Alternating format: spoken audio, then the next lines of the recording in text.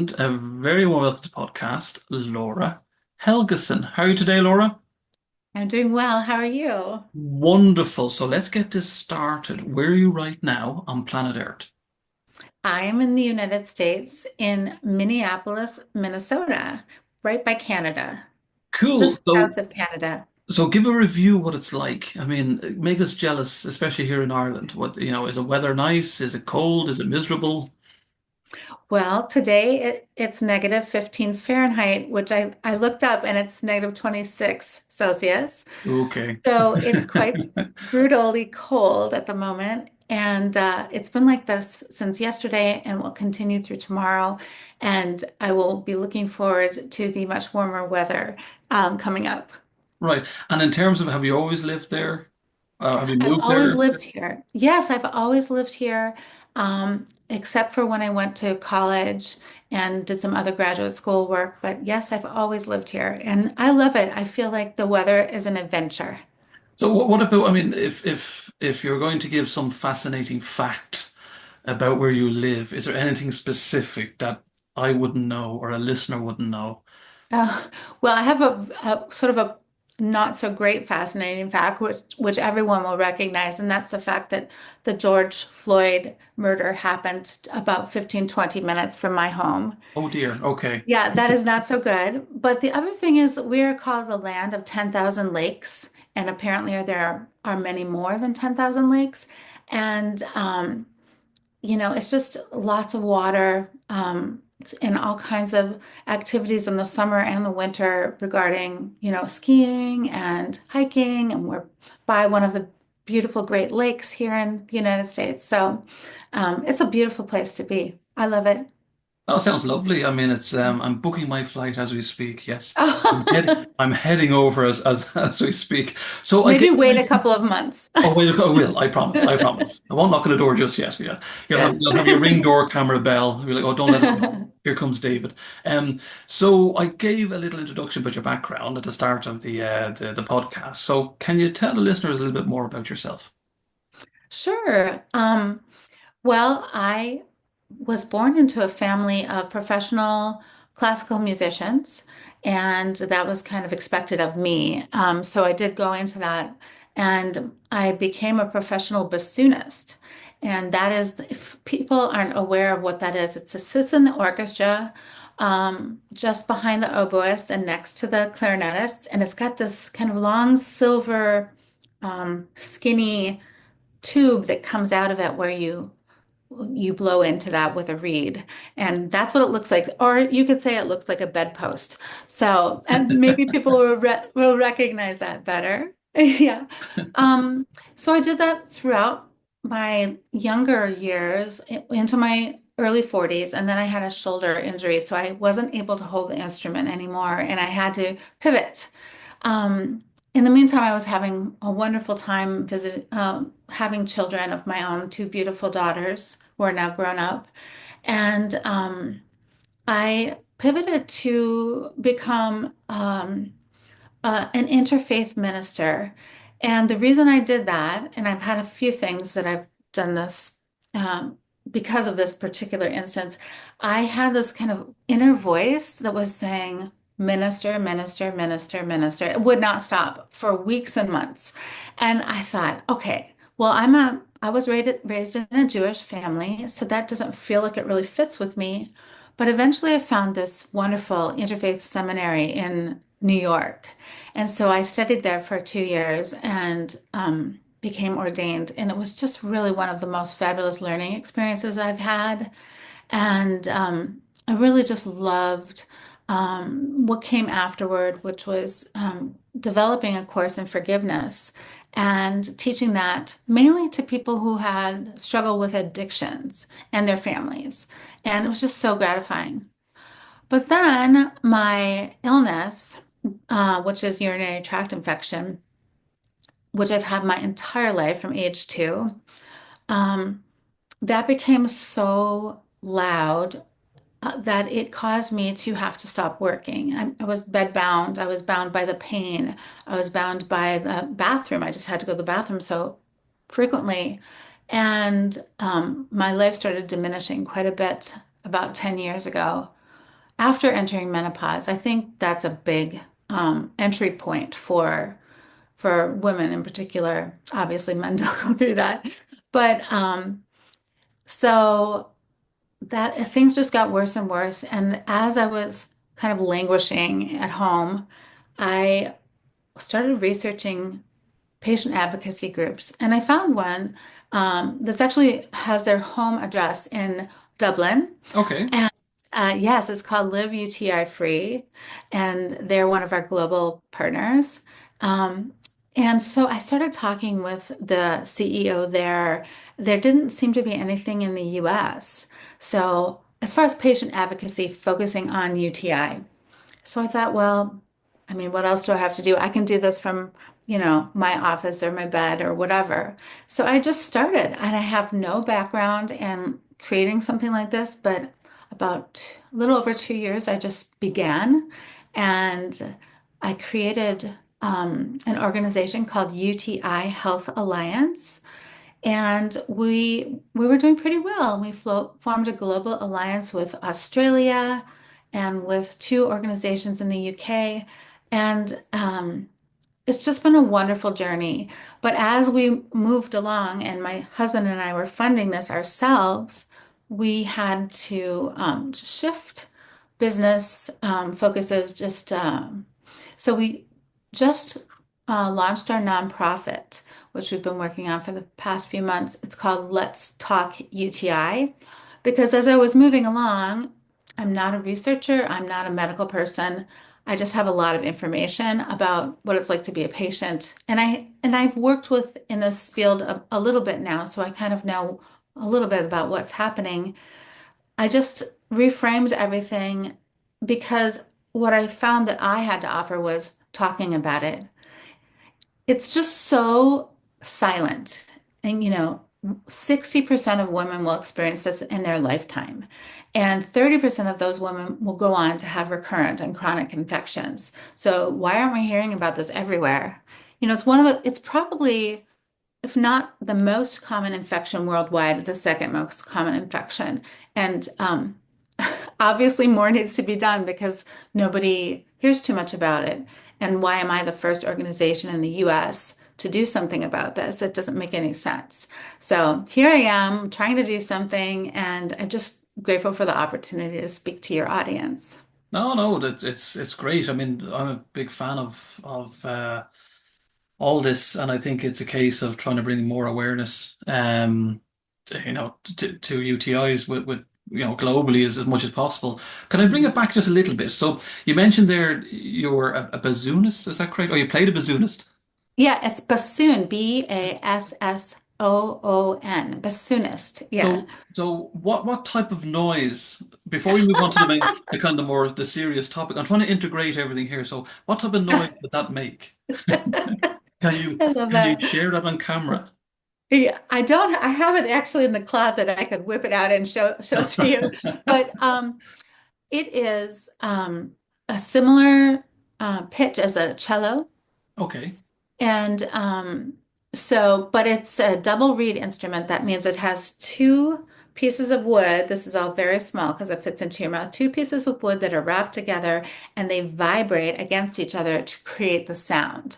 right. Um, so it is, it's kind of like the bass of the orchestra, along with the bassists and cellists. And what kind of sound does it make? Oh gosh. It's used oftentimes as the comical character in some musical, in some pieces. And Right. it's also can be fairly somber as well. Right. So, Is it yeah. like a didgeridoo? Is it like a didgeridoo? No, No, it's it's not like much that. smaller. Yeah, those Much are more. those are very big, but and it's not done in the same way. But yeah, it's just a lovely instrument. It's more common than people know because it's in every orchestra that you hear for the Right. most part, unless it's a piece for just strings. Yeah. How long did that take you to train then to play this instrument? I started at 11 and I went to music conservatory when I was 18, and I would say I was probably ready to be playing professionally by 21 or 2. So it's a long training, 10 plus years. Yeah, and then I was off to the races and I had a great time playing. And in terms of when you got ordained as well, how long did that take? You were saying was the training involved in that?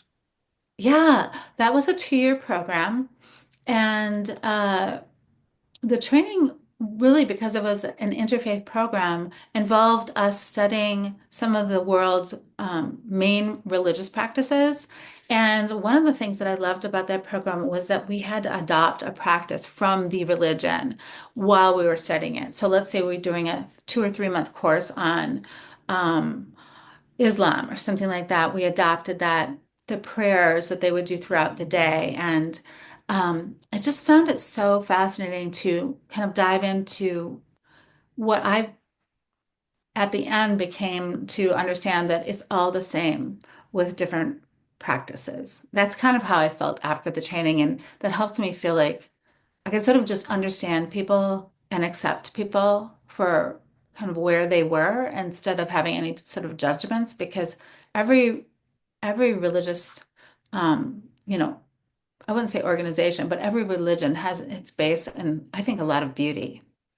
It's amazing listening to you, Laura, because you mentioned since you were a 2 year old you had trouble with UTIs, and Hmm. then yet still you were able to achieve so much Oh, through thank you. that difficult time. So how if anybody's listening out there, and the reason I'm asking you this is that so they can relate to it as well. How did you manage that, especially from such a young age, and being Hmm. able to achieve and be here now speaking to me right now? Yeah, thank you. Um, well, a lot of my early experiences with UTI were pre-verbal. So I just have my mom's, information to go on. I don't have actual sort of verbal reasoning behind what I know was pain. By the time I was 4, I was having some pretty awful procedures. And that I think set in a lot of trauma that I still carry. I'm still working on it. Um, so, how did I do it? For the most part, while I was growing up until I became sexually active, the the UTIs were very, they're far and few between, but they were always sort of constant in my life. And so by far and few between, I would say 2 or 3 a year, which would be considered a recurrent infection. Right. And then once I became sexually active, like for instance, in my first year, my first semester of college, I had 13 infections in one semester. And it was devastating to me as far as just, well, first of all, how I felt, but also just my studies. I'm playing the bassoon, it was a lot to manage. But I seem to have gotten that under control, and it took a lot. I had to step outside the kind of Western model of medicine and start doing some acupuncture and moxa and things that were a little bit unorthodox with this, but it was the only thing that was, starting to help me when it seemed like antibiotics weren't working so well anymore. Can I ask what moxa is? Well, you mentioned moxa. It's Yeah, I'm not really sure how to describe it, and I'm not an expert on this, but it's like this little piece of uh I would say like fluff. I'm sure it's made out of something that's very helpful. It's like a little piece of wool or something like that, and they put it on various parts of your body. They would put it on my either side of my fingernails and they burn it. And it's can burn. It's quite uncomfortable, but it seems to sort of balance whatever's happening in the within your body. And it Right. worked for me for a long time, but then it stopped. Okay. So, Okay. yeah, I've been in many iterations of trying to help myself with this. Yeah. Right. And in relation then to say the earliest stages, you mentioned there you had 13 UTIs in one semester when you became kind of sexually active. I mean, Mhm. how could you manage that relationship? I mean, was there embarrassment on your side? And Right. anybody there want a UTI, a urinary tract infection? Okay, just in case anybody's wondering with these logos that we're going to use today or these kind of words, Yeah. how did you manage that? Did you hide it? Were you embarrassed? What were you feeling? And how did your partner at the time Yeah. manage that? Okay, so there are a few questions in there, but I'm going to address maybe the last part of your question first. Um, I did hide it. I hid it my entire life, except for with my intimate partner, um, because I really couldn't hide it. Um, I hid it my entire life until I began UTI Health Alliance 2 years ago. I feel that it was starting the business was very cathartic in my own healing because I had to sort of come out and show myself to the world because no one else was doing it. So I had to say, this has affected my whole life, and this is how it's affected me, and this is how devastating it's been, and this is how it's been devastating to relationships. And once I started doing that, I started hearing from other people who were a lot of people feel very alone. They don't know that they're amongst millions who are experiencing this. That's why I want to talk about it. Um, that they don't know that their sister, their mother, their friend, their daughter, that whoever is experiencing this kind of infection. And, we really do need to talk about it like it's something just very regular instead of something to be ashamed of, because that's another thing we'll get into later, probably, just the way women are treated in the doctor's office. But the first thing you had asked me was about like intimate relationships. And I don't remember that first semester of college being a particular issue with my partner. Um, I think he just felt terrible. It wasn't his fault, but it just he just felt terrible. And I would say moving forward, as things have gotten worse and worse, I've been married for 30 years and things like that, it really does change a relationship. And the studies that have been done by patient-centered research um, show that I think it's 85% of people report changes in their intimacy or sexual habits or whatever because of this illness. And I think that that's a large number. That's a Huge very number. large Yeah. number. It's very life-changing. And if you consider how many people do have this, it's affecting people all over. It's affecting, you know, people and their partners all over. And what about the symptoms? I mean, what symptoms would you have experienced? I mean, if anybody's listening to this, it could be different, for every individual. Right, everyone, right. But there are some really main symptoms that people experience, and they change throughout the lifespan. Um, when you're younger, you usually experience like extreme burning, like peeing glass, shards of glass while you're going to the bathroom. And then that can just be the pain is hard to describe because it is so off the charts. Um, you can have a lot of frequency, so you're going to the bathroom 15 times overnight or something like that. So it really gets in the way of sleep. People experience a lot of burning. I've heard someone say it feels like somebody lit some gasoline on fire inside my bladder. Um, I've experienced that kind of pain, but I have experienced so many different kinds of pain. I can explain it in all kinds of different ways, but it sort of depends on, the day or whatever.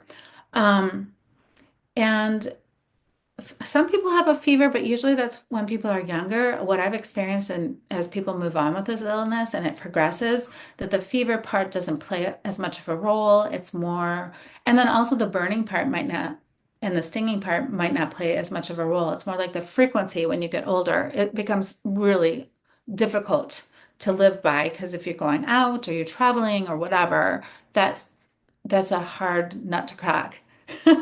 You have Yeah. to So, know where all the bathrooms are everywhere. right. Yeah. Yeah. And then, you know, people have all kinds of different symptoms. Some people have kidney pain. I've certainly experienced that myself. They can have shooting pains down their legs. They can have, especially when people get older, especially when people get elderly, they'll have what looks like dementia, but it's a UTI.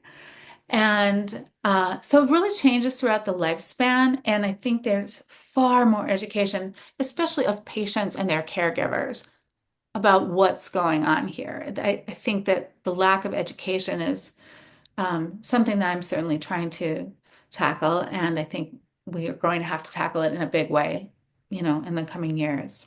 Well, you're doing it anyway. I mean, you mentioned before there, Laura, with regards to, say, doctors.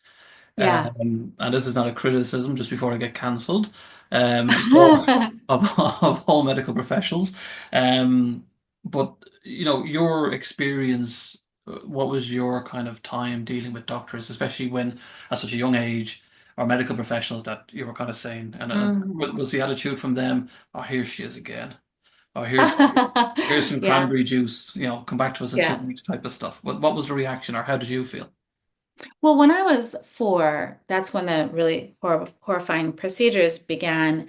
And there's a procedure called bladder hydrodistension, which is when they just basically stretch your bladder with water with a catheter through your urethra. They just fill your bladder to beyond stretching. And you had this Um, in at 4. at 4, no anesthesia and no parent in the room. Just an Okay. old guy that I didn't know doing this to me. Right. So that obviously created a lot of trauma for me. And it was extraordinarily painful. And this is a procedure that's now done under general anesthesia. So it was pretty awful. Um, but as time went on, I was testing mostly positive for the first 4 decades. I had this illness. And then somehow into the third or fourth decade, my tests started coming back intermittently negative. And when those tests start coming back negative and you have all of the same symptoms that you've had throughout your life, um, and the doctor says the test is negative, there's nothing wrong with you. That doesn't make much sense to me with my history, given I had positive tests for 40 years. So that is a major problem. The testing is a major problem, and this is something that doctors need to be educated on. Um, Other health workers need to be educated on.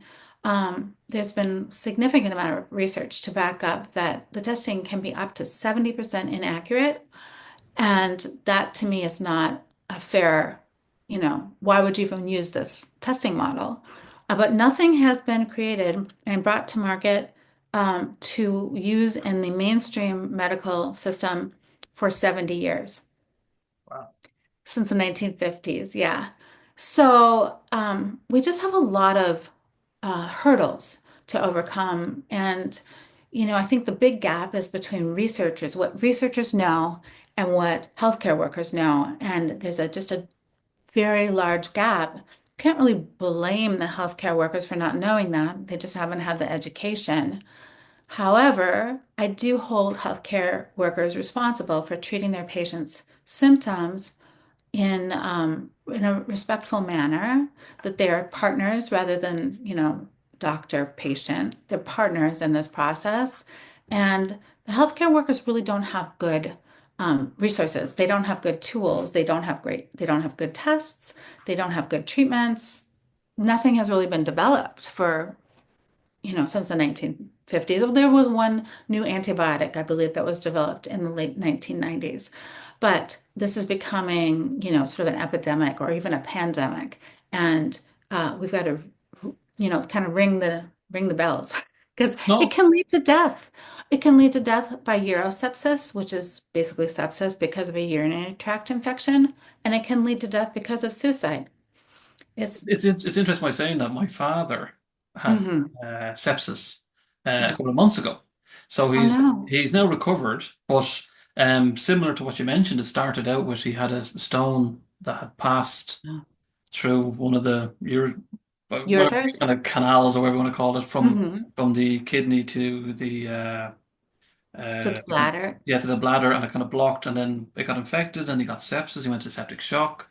Mm. So yeah, it is very important, and I'm delighted that's why you're bringing awareness to this because, Yeah, I'm sorry that happened, and I'm so happy he's been able to recover from that.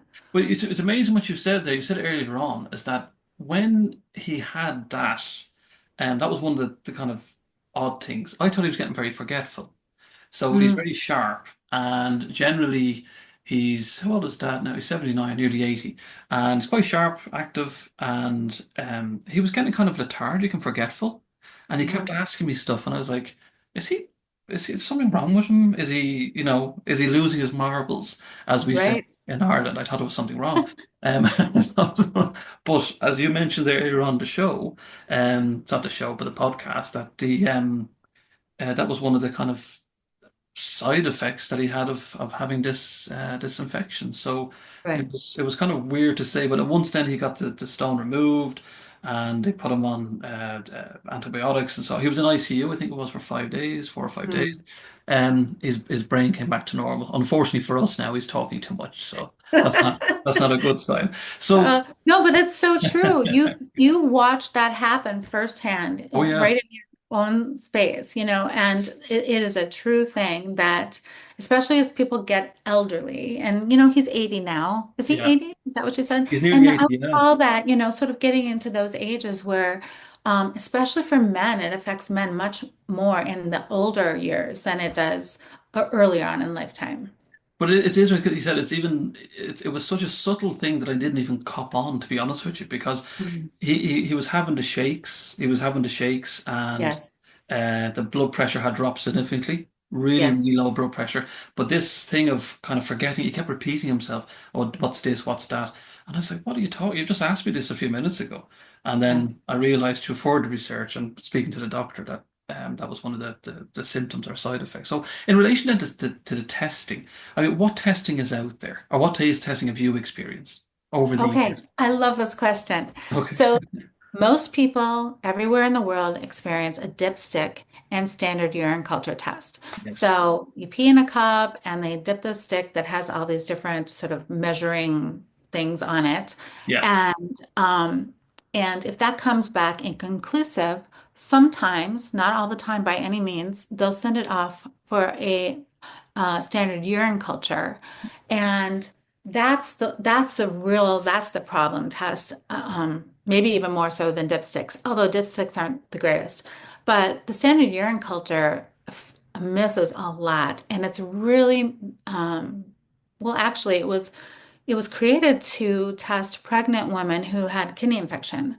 So it was never created for like a lower urinary tract symptoms on just people, who didn't also have pregnancy. So we're still using that test to this day, but it was made to catch fast-growing bacteria like E. coli. And it doesn't necessarily show slower growing bacteria. And UTIs can be multibacterial. So most of them are caused by E. coli, but many of them are caused by multiple bacteria.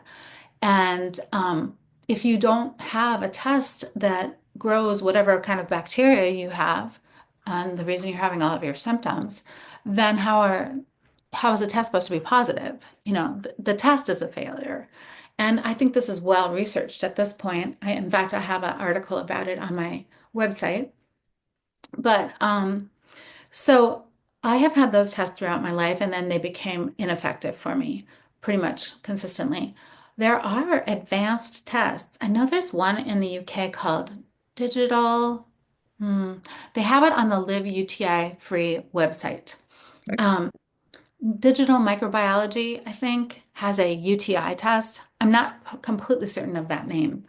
But there are many tests. There's a large handful of tests here in the US that do these advanced testing, like a PCR test, like we had for COVID, or a next generation sequencing test, which they catch much more as far as like what's going on than the dipstick and standard urine culture tests.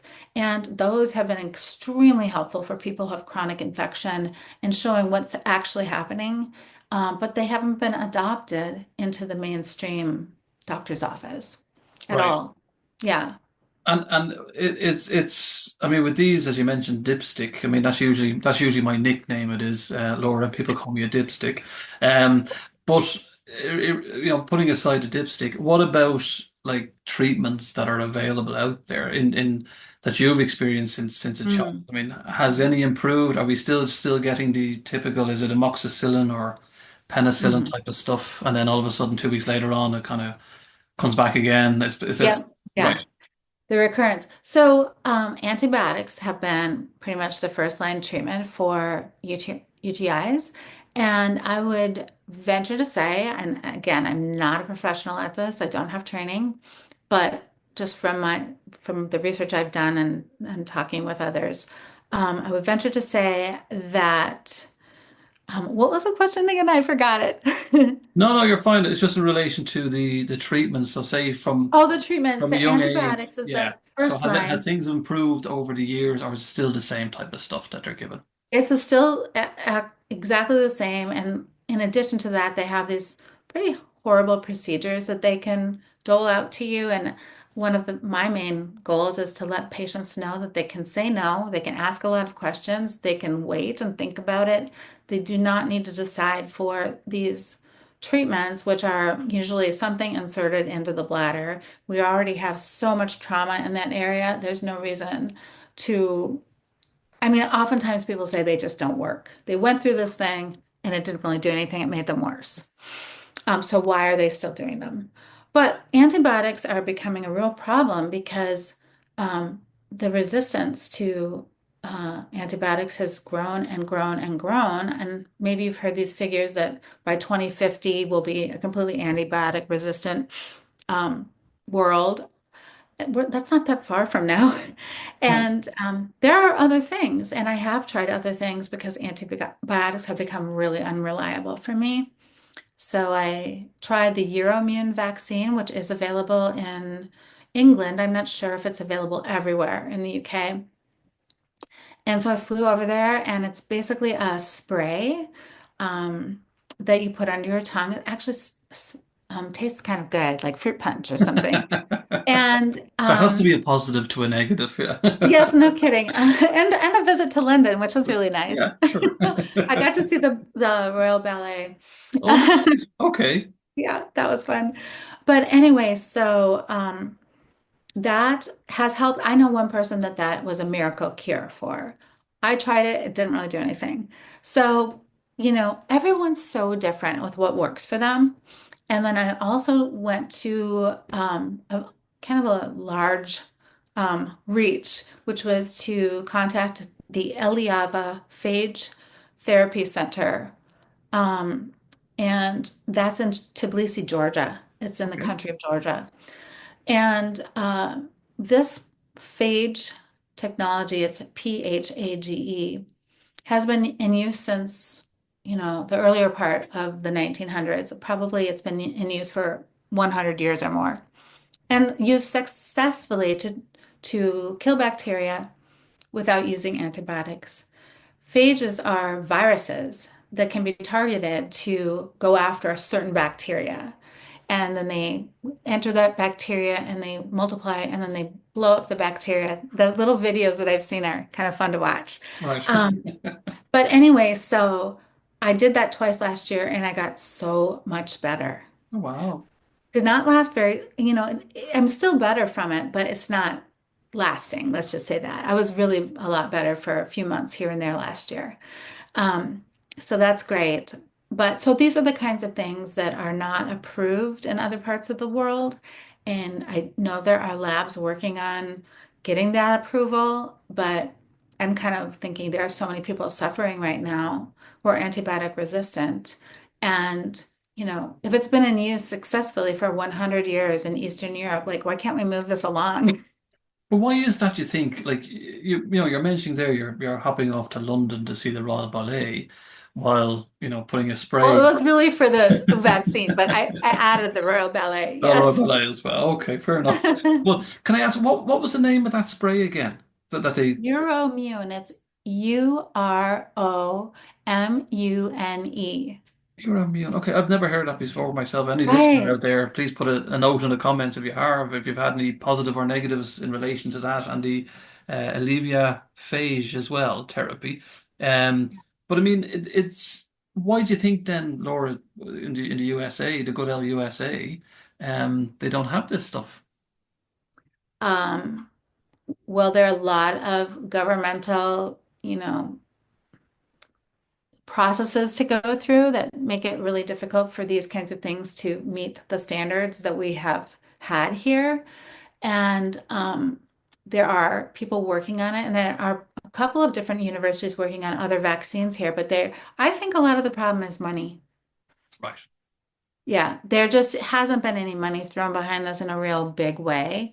And that is mind-blowing to me, considering how big of a problem this is. like how much would I mean if you think about the money side of it, right?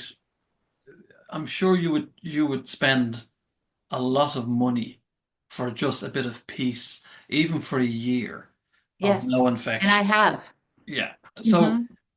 why can't not so much the governments, but why can't these companies or pharmaceuticals come out and say, look, there's obviously an issue out there. There's obviously the statistics are telling us that a lot of people suffer from this. Hmm. So it's their benefit as well to make a bit of money.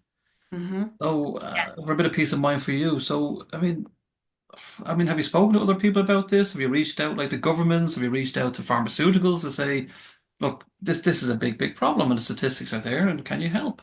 Hmm.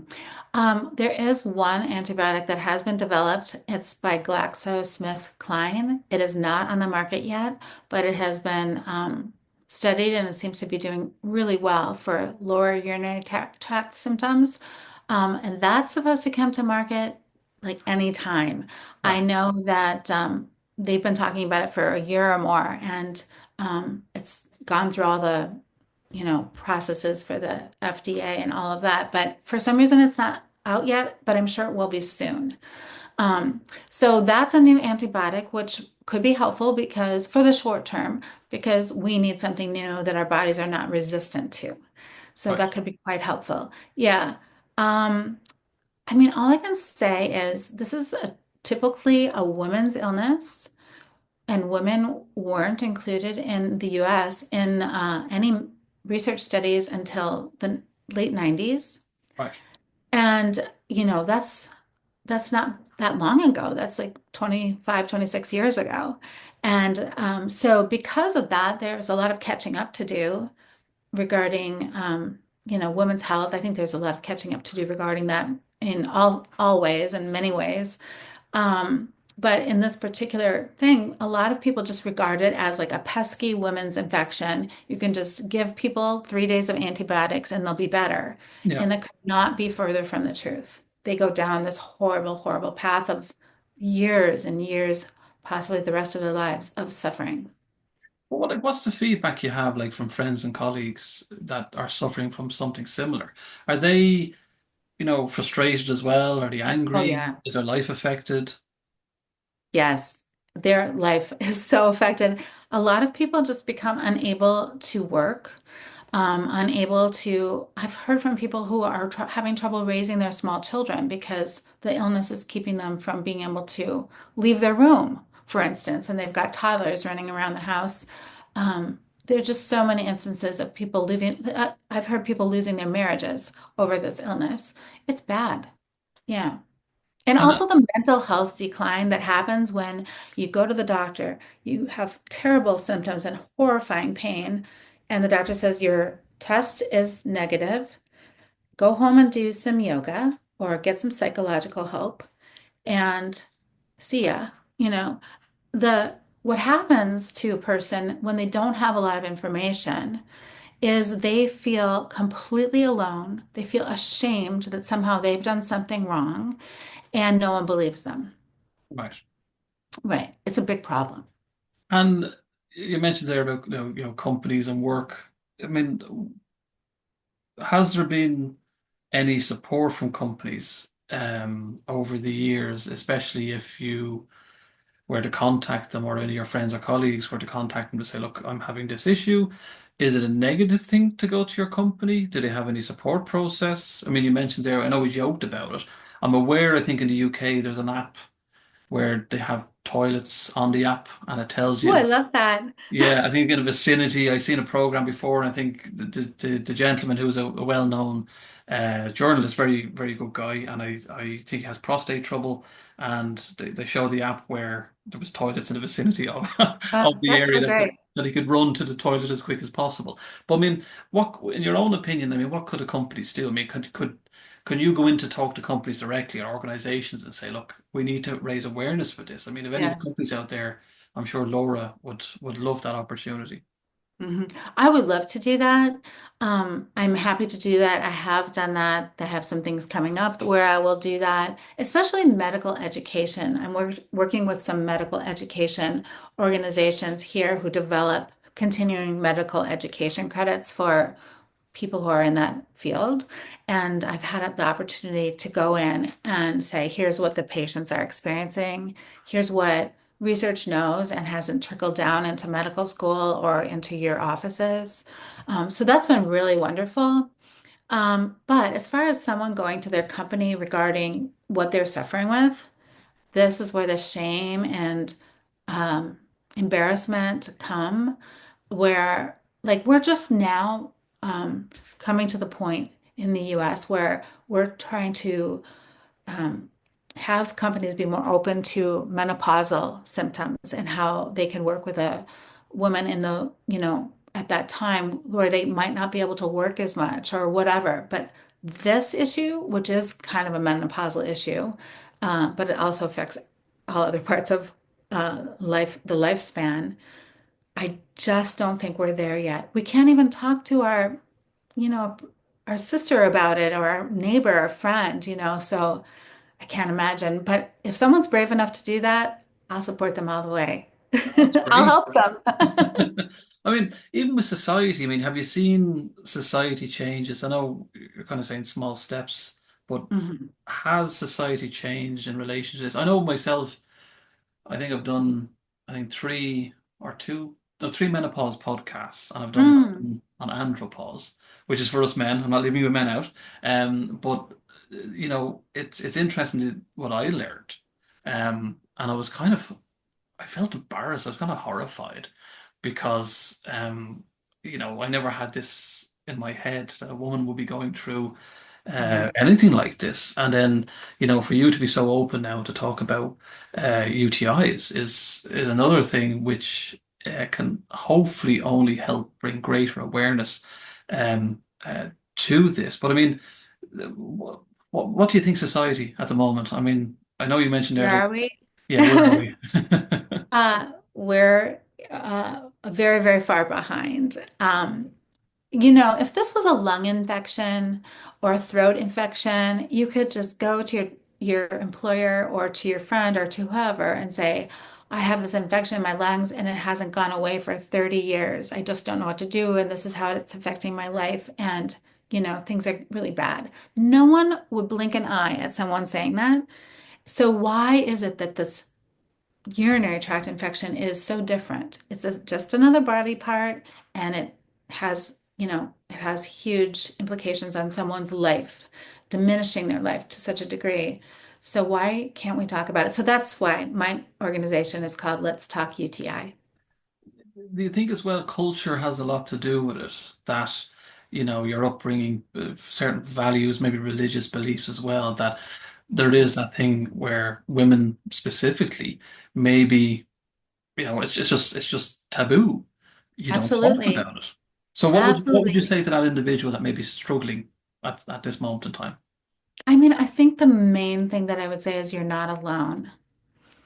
Um, you're not alone. There are support groups. We have some great support groups on Facebook, and you can get to those through my website as well.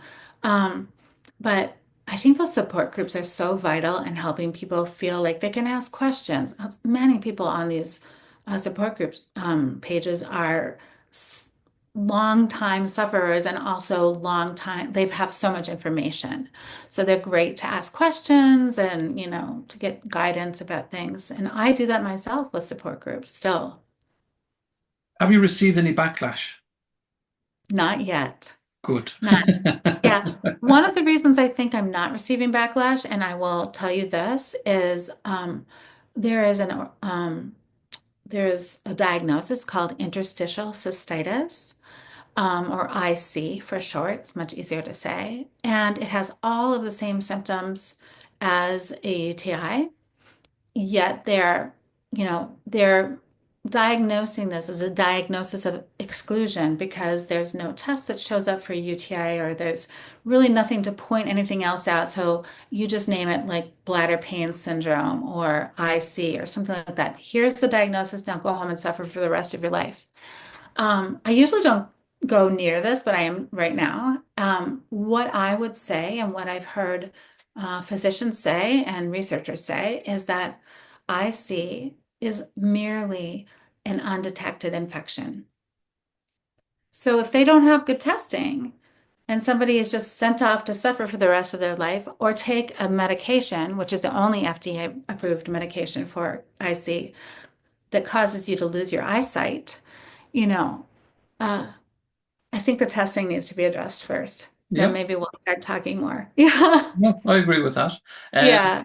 I'm being nosy now. You mentioned your website a couple of times, so let's talk UTI.org. Is that correct? Yes. Super. So you have about information about yourself, you have the blog, you have resources. So give an overview of what somebody that might be wanting to find more information or education in relation to visiting your website. What can they expect? Mhm. Thank you. I think they would expect some resources, some really good resources to just help explain what they're going through. We have a blog article on recurrent UTI. What is it? You know, how is it treated? Those kinds of things. It's just a sort of a simple baseline. For that, we have, how to advocate for yourself. Which I think is one of the hardest things to do as a patient is to go in, possibly with, you know, research articles and say, here, we've discovered this testing doesn't work.